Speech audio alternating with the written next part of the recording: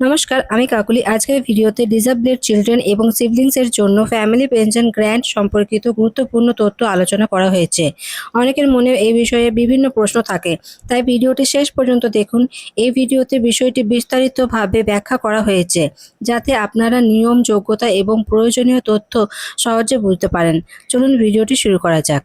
नमस्कार दोस्तों, welcome back to my channel. मेरा नाम है शंकुनाथ मिश्रा। दोस्तों, आज के इस वीडियो में हम लोग जानेंगे कि फैमिली पेंशन का ग्रांट डिसेबल चिल्ड्रन को और सिबलिंग्स को किस कंडीशन में दिया जाता है, सरकार का कौन सारा रूल्स यहाँ पर प्रेस्क्राइब है। तो दोस्तों, जैसे कि हम लोग जानते हैं कि गवर्नमेंट सर्वेंट के देहांत के बाद स्पाउस को, विडो भी हो सकता है, विडर भी हो सकता है, उसको फैमिली पेंशन मिलता है। और उनके देहांत के बाद, स्पाउस के देहांत के बाद अगर फैमिली में कोई एलिजिबल चिल्ड्रन रहता है तो वो लोग भी फैमिली पेंशन के लिए हकदार होता है। उनके अलावा डिपेंडेंट पेरेंट्स और सिबलिंग्स भी रहता है, डिसेबल सिबलिंग्स भी रहता है, तो वो लोग भी फैमिली पेंशन के लिए हकदार होता है। दोस्तों, आज के इस वीडियो में हम लोग जानेंगे कि डिसेबल चिल्ड्रन को किस कंडीशन में फैमिली पेंशन बांटा जाता है और क्या क्या इनका एलिजिबिलिटी क्राइटेरिया रहना चाहिए, जिसके आधार से वो लोग फैमिली पेंशन के लिए क्लेम कर सकते हैं। तो दोस्तों, जैसे कि हम लोग जानते हैं कि डिसेबिलिटी कैटेगरी में चिल्ड्रन को पेंशन लाइफ टाइम तक मिलता है। यहाँ पर एज का कोई पाबंदी नहीं है। इवन 2013 में सरकार ने ये नोटिस भी जारी किया कि even after there marriage they are eligible to get family pension. उसके बाद 2016 में ये भी एक प्रोविजन जारी कर दिया गया कि अगर डिसेबल चिल्ड्रन के कैटेगरी में कोई भी आते हैं, अगर वो लोग अपने पिता हो, माता हो, जो जहां पर काम कर रहे थे, पेंशन और फैमिली पेंशन जहाँ काम उनके हेड ऑफ ऑफिस में अगर ये भी इंटीमेट करना भूल जाते हैं, इधर कोई समस्या से नहीं भी करता है कि वो डिसेबल है, फिर भी वो लोग उनके देहांत के बाद भी वो लोग ये इंटीमेशन डिपार्टमेंट में, हेड ऑफ ऑफिस में दे सकता है। उसके बाद भी वो लोगों का फैमिली पेंशन चालू हो सकता है।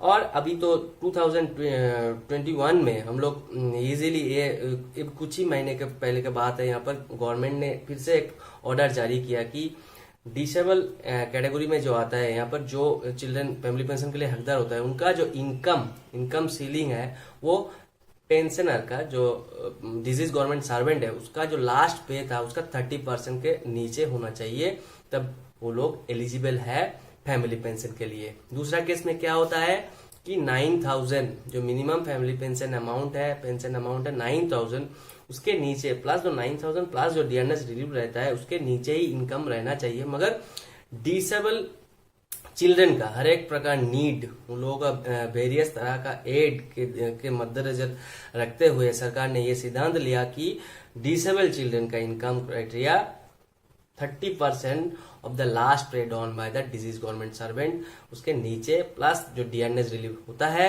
वो रहेगा। तो ऐसे बहुत सारे रूल्स और प्रोविजंस है। चलिए हम लोग स्क्रीन पे जाएंगे और सीसीएस पेंशन रूल्स को और जो भी अमेंडमेंट्स यहाँ पर हुआ है उसको गो थ्रू कर लेंगे। और दोस्तों, मेरा बहुत सारा व्यूअर्स ने ये भी कमेंट किया है कि NOC, no objection certificate and affidavit, अगर किसी का मिसमैच रहे नाम पे, स्पेलिंग पे, और एफिडेविट कैसा होगा, तो इन दिस रेस्पेक्ट मैं कहना चाहूंगा कि एनओसी का ड्राफ्टिंग कैसा होगा, एफिडेविट का ड्राफ्टिंग कैसा होगा, ये मैं बहुत जल्द, probably in the next week I will upload a video, I will create a video in the same.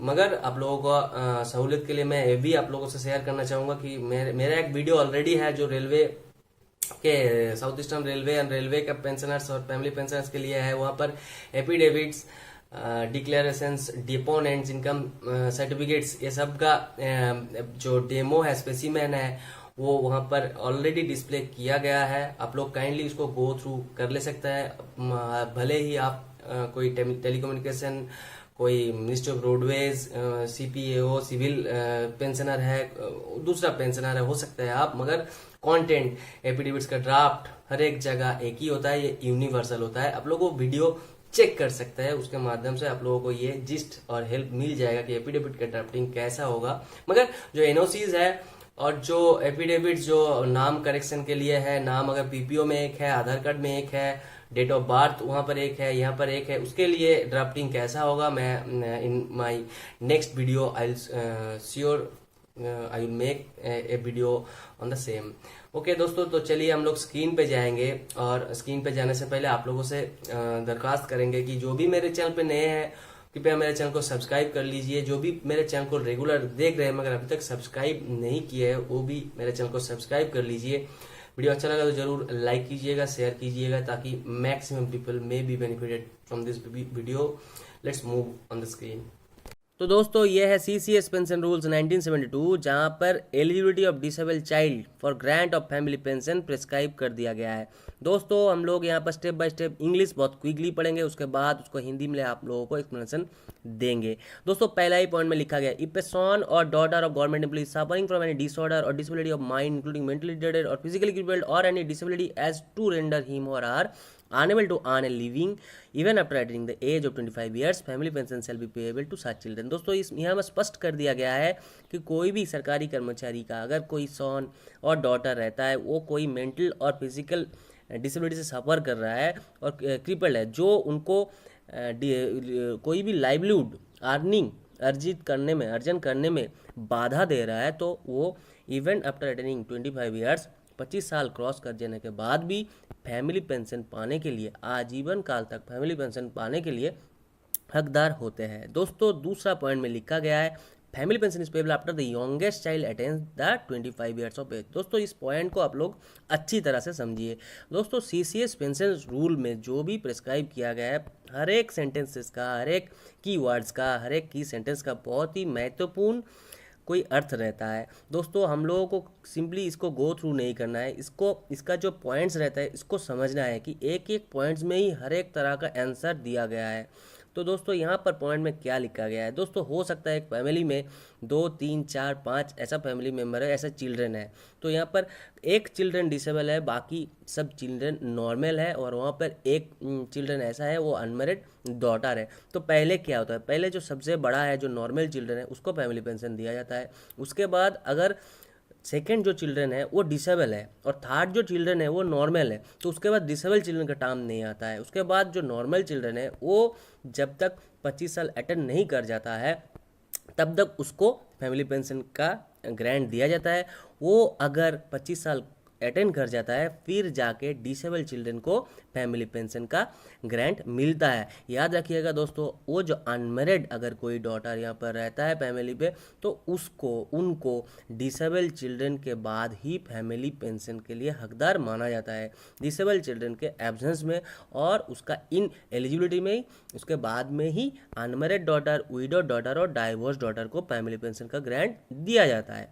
दोस्तों इसके बाद पॉइंट को भी अच्छी तरह से पढ़िएगा। The name of disable child permanent disabled sibling will be added to the PPO issued to retiring government office servant if there is no other eligible prior claimant for family pension. Disable children का, permanently disabled sibling का भी नाम तभी add किया जाएगा PPO में जब कोई दूसरा और एलिजिबल प्रायर क्लेमेंट, मतलब ये डिसेबल चिल्ड्रन और सिबलिंग से पहले कोई अगर एलिजिबल क्लेमेंट रहता है तब उन लोगों का नाम इंक्लूड नहीं किया जाएगा। हो सकता है कि वो लोग अगर प्रायर एलिजिबल क्लेमेंट वहाँ पर नहीं रहा तो PPO में डिसेबल चिल्ड्रन का नाम इंक्लूड हो जाएगा।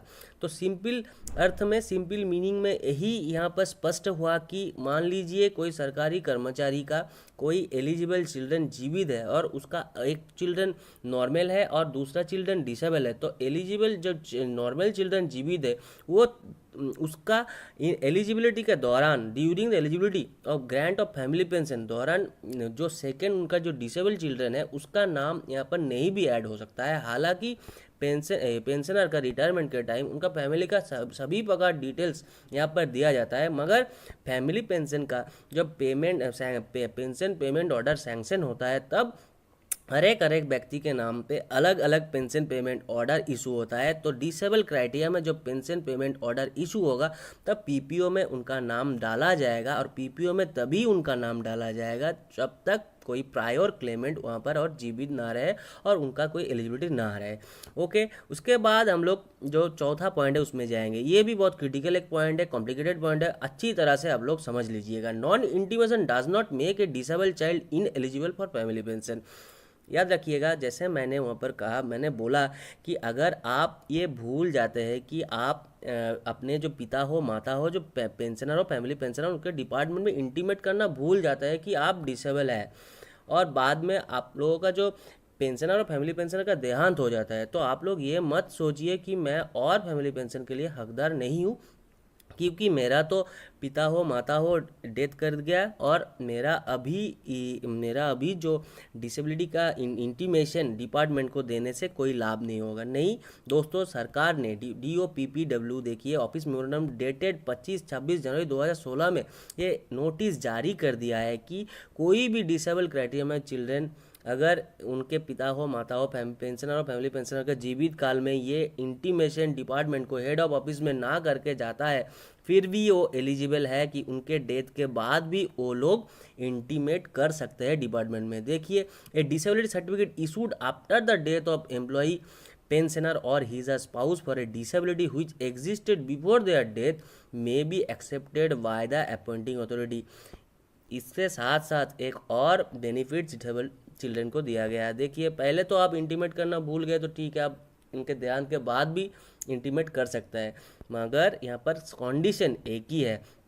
मान लीजिए आपका जो पेंशनर और फैमिली पेंशनर के देहांत का बाद उनके देहांत का बाद आपका जो डिसेबिलिटी सर्टिफिकेट वो इशू हुआ, फिर भी आप एलिजिबल है फैमिली पेंशन के लिए, बशर्ते आपका जो डिसेबिलिटी है वो एग्जिस्ट करना चाहिए before the death of your parents. Okay, ये यहाँ पर आपको प्रूव करना पड़ेगा कि आप पहले से ही और आपके पिता हो माता हो उनके जीवित काल से ही डिसेबल है। ये भी ऑर्डर जारी हुआ 25 और 26 जनवरी 2016 में।